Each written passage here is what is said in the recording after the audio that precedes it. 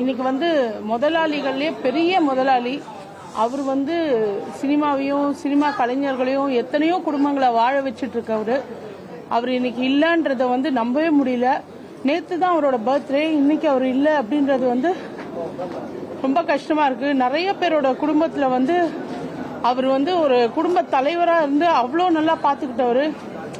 இன்னைக்கு சினிமாவுக்கும் சரி கலைஞர்கள் குடும்பத்துக்கும் சரி ஒரு மாபெரும் இழப்பு.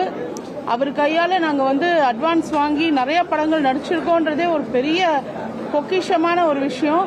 எங்க கல்யாணத்துக்கெல்லாம் முதல் ஆளா அவர் தான் 1.5 மணி நேரம் வெயிட் பண்ணி எங்களை பார்த்து எங்களை பிளஸ் பண்ணிட்டு போனாரு. அவ்வளோ அன்பு வச்சிருந்தாரு எங்க மேல.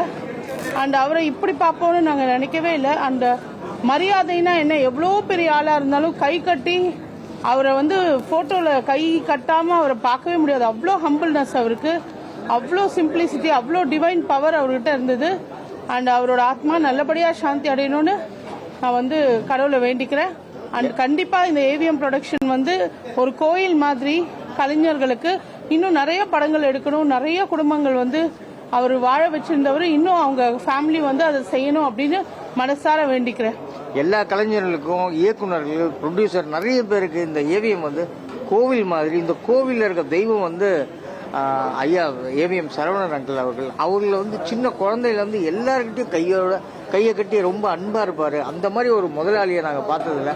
நானும் வார்த்தையும் சின்ன வயசுல அவருடைய பேமெண்ட்ல நிறைய படங்கள் பண்ணியிருக்கோம், நிறைய ஏவிஎம் சீரியல்ஸ் பண்ணியிருக்கோம். ஸோ இன்னைக்கு அவரை பார்த்து நிறைய விஷயம் கற்றுக்கலாம்.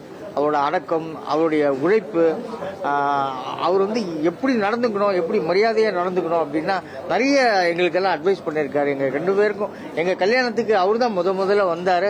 வந்துட்டு ரொம்ப திருப்தியாக எங்களை ஆசீர்வாதம் பண்ணார். அந்த பிளெஸிங்கெல்லாம் நாங்கள் மறக்க முடியாது. எங்களை மாதிரி கலைஞர்களுக்கு எல்லாருக்குமே அவரோட பிளெஸிங் எப்பவுமே இருக்கணும். அவரோட ஆத்ம சாந்தி அடைய கடவுளை வேண்டிக்கிறோம். நன்றி. நன்றி. தேங்க்யூ.